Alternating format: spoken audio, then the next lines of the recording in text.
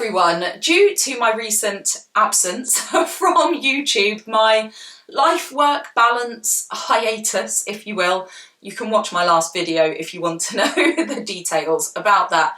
Basically, I've been busy, but I haven't sat down and talked about the books that I've been reading for ages, and this is something I used to do on a monthly basis. It's been 6 months, which is a long time for me. I did stop doing monthly wrap-ups because I didn't want to have a sense of duty around reading. I just want reading to be for sheer enjoyment or research, I guess. And I don't think I felt it in a big way, but I certainly did feel, you know, if I came to do a monthly wrap-up and I'd only read 1 or 2 books, I felt bad, and I don't want that. Yeah, I stopped doing the monthly wrap-ups, and I've been doing them when I've amassed a few books that I want to talk about. But 6 months is a long time. Nonetheless, I haven't read enormous quantities of books in that time. I've read 1, 2, 3, 4, 5, 6, 7, 8, 9. So I haven't been reading a lot. That's because I've been very busy. I also had a couple of books in here that I found a little bit hard going, and that kind of always puts me into a little bit of a reading slump. So there we are. I will link all of the books below. The bookshop.org link is an affiliate link, so if you want to buy any books through there, I get a small commission. But you don't have to. There's no obligation. The link is there for you to see what books I've been reading, and so you can see the blurbs and all that kind of stuff. But yeah, that's linked below. Also my Goodreads, which is what I'm looking at on my phone, if you want to follow me and see what I'm reading. The first book that I read since my last video in May, that's such a long time ago, was this one, Big Magic by Elizabeth Gilbert. You, I'm sure, can see that I don't have all of these books. That's because some of them were library books and some of them have been charity shopped. But there we are. This one survived. So Big Magic is a book that I have wanted to read for a very long time. I came across Elizabeth Gilbert, as probably most people have done, via Eat, Pray, Love, which I really enjoyed the book. I like the film. It's one of my films that I'll go to if I'm feeling a bit ill, because I find it very comforting. It's got the right mix of travel, self-improvement and creativity that it sits really well for me. I like it. So yeah, I enjoyed that, and I've been meaning to read Big Magic for a while, so I was glad to finally pick this up, and I loved this book.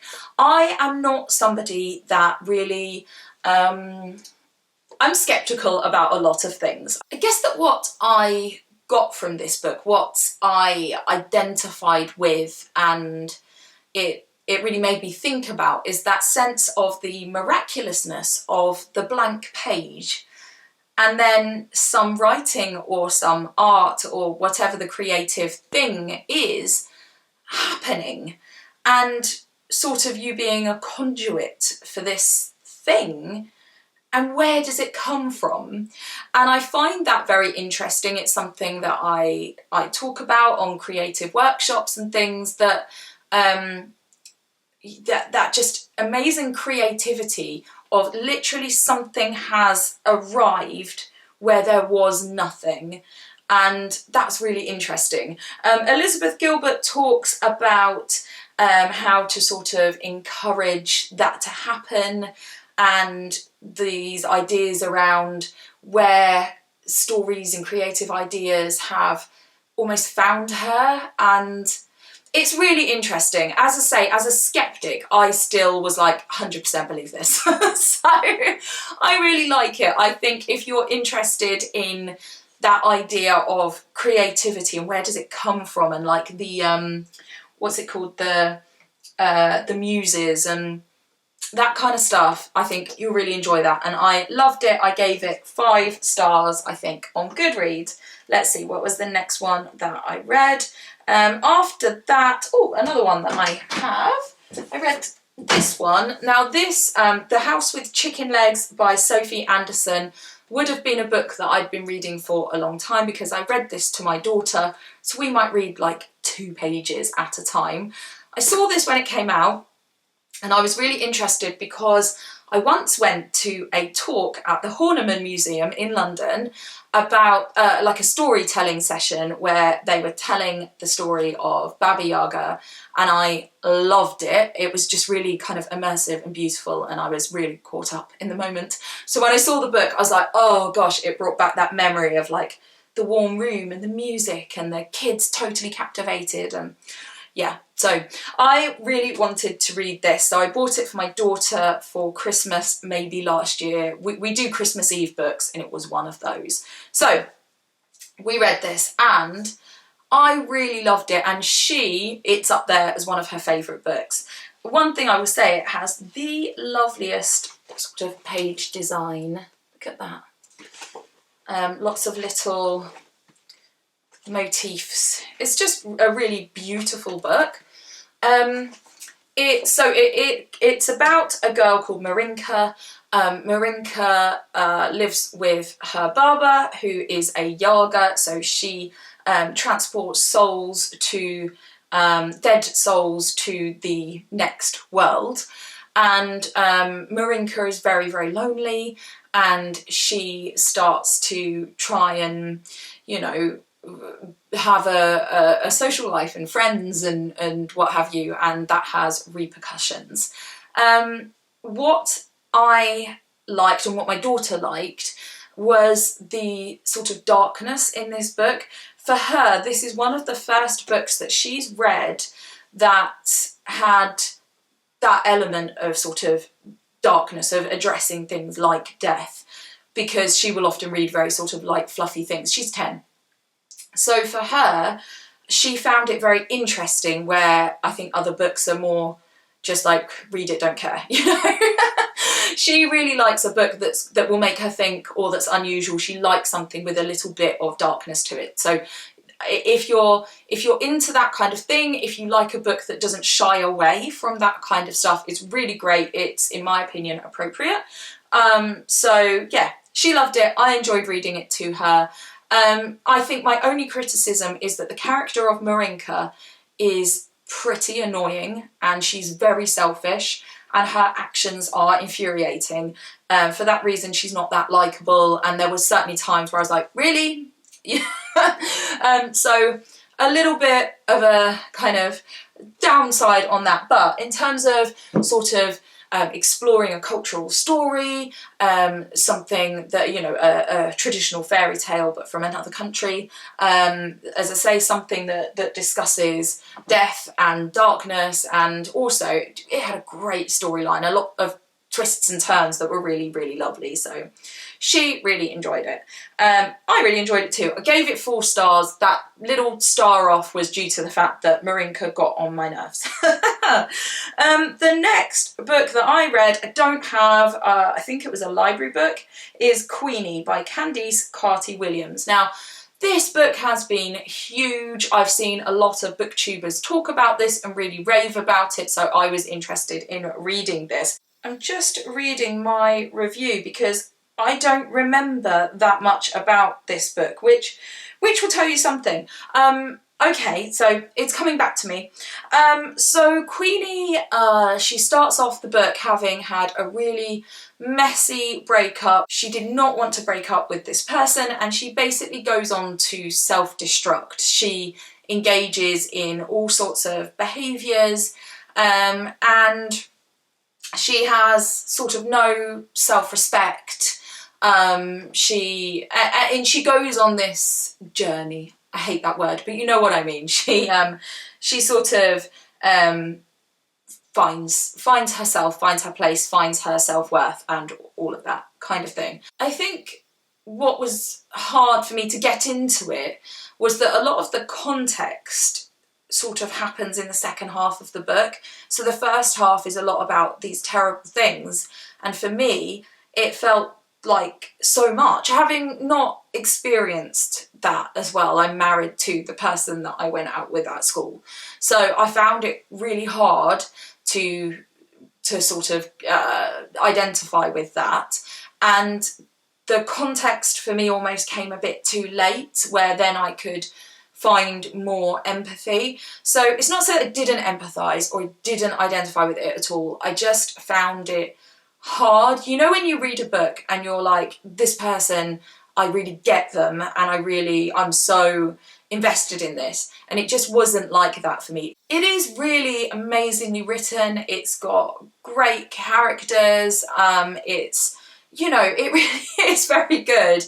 It just didn't suck me in, I think is what I'm trying to say. So I would say don't go on what I say. It's a really critically acclaimed book. It's really well regarded. I just personally found it hard to sort of be really invested in the story, if that makes sense. But certainly well written, just wasn't, for me, wasn't my favourite. I gave it 3 stars. So based, you know, it was okay, just didn't get me, you know. The next book that I read was The Librarian, a memoir. This was definitely a library book, which is why I don't have it.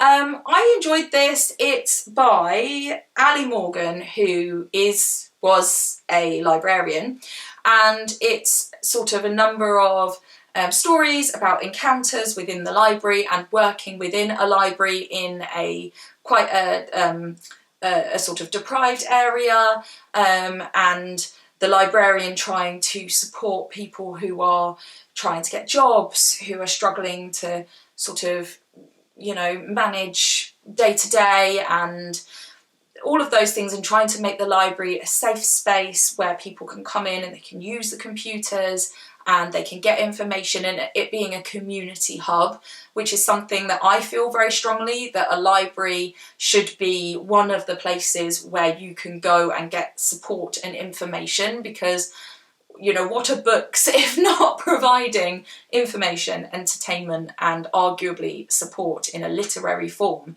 So a library can be a place not for academics and people to shush you, but somewhere where you can go and find things out and feel safe doing that. I guess as a kid who went to the library a lot, and for me it being a place where I could say, like, I don't know about this, is there a book that will tell me that? It's that being able to say, like, I need some help.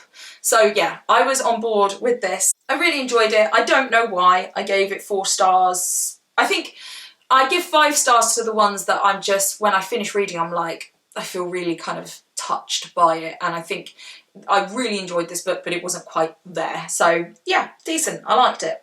The next one, The Sea is Not Made of Water, Life Between the Tides by Adam Nicolson. When will I learn that I do not like books by Adam Nicolson? Because I've read a few and I don't get on with them. They take me ages to read. I just don't get on with his writing style. I've read, is it The Seabirds Cry? There's one, I can't remember. I've read a few. I have 1 or 2. And yeah, I don't get on with his writing style is one thing. So this book is about him. So he has like an island. One of the books is about him taking on this island, and it about kind of the custodianship, I guess, of it. This one, it's about rock pools, which is why I thought I would like it. I've written a book about rock pools myself. And what he does is he actually builds an artificial rock pool, sort of cuts out the rock pool into the rocks, and then charts the different creatures that sort of move in and those kinds of things. What I found tricky, number one, I don't feel that there was a good sort of justification for him changing the environment. For me, it's a risky thing to change an existing environment, and I would have liked some kind of scientific basis on, sure, a rock pool will increase biodiversity, but it will also change the way that the water moves in that area and could have knock-on effects for the surrounding habitats. I just wanted more information on, I guess, had these things been considered? What studies were there? What was the reasoning behind it besides just rock pools are nice and the creatures are cool and it's good that there's a lot of them? I just wanted more sort of why, and have we checked this is okay? I didn't feel it gave me that. So that was one thing. It goes through, I think if I remember rightly, that each chapter is called like crab or shrimp or whatever. So this is why I thought I'd like it. But a lot of the writing about each species is quite highbrow. It's a lot of literary references, historical bits and pieces. I sometimes like those things. However, as someone with a marine biology background, I want the marine biology stuff. I want to know about the ecology and the fascinating facts about these creatures and what they bring to their environment. It was too much of the sort of cultural and not enough of the scientific. And for me, a lot of these discussions of a mention of a creature in a book or whatever, it lost me. It didn't keep my attention. I occasionally was like, but mostly was just like, can we just get to the next bit, because I don't care. Maybe that makes me, a literary, I don't know the word. I'm just not very cultured. Also, another thing on this, there are a number of illustrations in the book and photographs, I think. And I kept showing my husband the illustrations and being like, look at this. They look like they were drawn by a child. A child that's quite good at drawing, but not like illustrations you see in a book. And finally, when I got to the acknowledgements and the information, I discovered that Adam Nicolson drew some of them. I think for me, I have no issue with the fact that the author has included his own drawings of the creatures moving into his own rock pool on his own island. That's really cool. But make that clear, because I spent a lot of the book going, why are these slightly questionable drawings in here? If I'd have known they were his, and some of them are not by him. So if they were sort of clearly marked, and maybe there's a little story, I drew this on a beautiful summer's day and a shrimp caught the light, you know what I mean, a bit of context, and it wasn't there, and the illustrations bothered me. I didn't like it. I'm not going to read any more of Adam Nicolson's books. I think they're going to appeal to me, and they don't, so I'm not going to. I gave it 2 stars. It's not for me, but I'm sure it is for lots of other people. The next book is Philomena, or The Lost Child of Philomena Lee, a mother, her son, and a 50-year search by Martin Sixsmith. So this I picked up at a charity shop, and I've re-charity shopped it. I enjoyed it, but it wasn't a keeper for me. This book covers a girl who falls pregnant as a teenager in Ireland. She goes to a mother's home, has a baby, and then that baby is taken away. That baby becomes a man, and he wants to find his mother. It's a really, touching, heartbreaking tale. I definitely found it very readable. I would have liked more. There's a large section that centres on the life of the man, which he's the guy writing it, so, of course it is. But and I suppose he only had limited information about his mother, but his mother was the character that, for me, was the one that I connected with. So I would have liked more of her, basically, but I understand why it wasn't. Just having a look at my review. Oh, yeah, so one of the reasons that I gave this 4 stars rather than 5, the edition of the book I had photographs in it, in the middle, as they often are, and the photographs gave away a massive spoiler. So you get to the photos. I'm always excited to get to the photos as well. Are any of you like that? If there's plates in the book, it's like a treat, and I won't look ahead at them, and I'm like, oh, we're getting to the photos. Is that ridiculous? So yeah, when I got to the photos, because they were for the pages preceding and the pages afterwards, there was a massive spoiler revealed, and I was a bit disappointed. So it would have been better if that particular photo wasn't included, or that was put elsewhere in the book. So there was that. Yeah, I found it very readable. It was okay. The next one, The Ballad of Songbirds and Snakes, which is the Hunger Games prequel. I have it here. I would actually not keep it. I really didn't like this book very much, but my daughter has recently read all of the Hunger Games, and so I passed it to her to read when she would like to, so that she's read all of the series. And that's why I picked it up. I've read the others. I really liked the Hunger Games. As I say, she was into it, so I thought, oh, let's get the new one. I didn't like this book. It covers President Snow's younger days. So I think it's the 25th Hunger Game. Oh no, the 10th Hunger Game. So it's early, you know, after the wars, and it's an early Hunger Games, and we see the introduction of some of the things that are standard in the later Hunger Games. There's a lot more sort of, I guess, political unrest. And Snow becomes one of the mentors in the Hunger Games. For me, I didn't feel that his character matched up with who he became. I know that it was about his sort of progression towards that, but I just couldn't tie the things up. The voice wasn't quite right. And a lot of this book is sort of interplays, characters interacting with each other, a lot of conversation, a lot of, oh, and then they said, and then what about this? And I just, there wasn't enough action. From the Hunger Games, you expect a dramatic game with lots of twists and turns and violence, and there is a game in it, but because he's a mentor, he's not in the game, and there are some dramatic, violent things. There weren't enough of them. I found it very wordy, and also that you know when you're reading these kind of interplays and intrigues, and you're like, I don't care, and that's how I felt. And this put me in a huge reading slump. I was determined to finish it. I don't know why. I've put, that can't be right. I don't think the dates are right. Because I put that I finished it in May, and I'm pretty sure that that's not right. I don't know, but there we are. Whenever I finished it, I didn't like it. Oh no, Redford. Yeah, I don't know. I don't know what's going on with the dates. Right, yeah, I found it boring. I didn't like it. The next book that I read was A Discovery of Witches, which is the first of the All Souls series. This is by Deborah Harkness. I think I got this from a charity shop at some point, or a book swap on holiday, or something like that. I can't remember. It appeared in my house.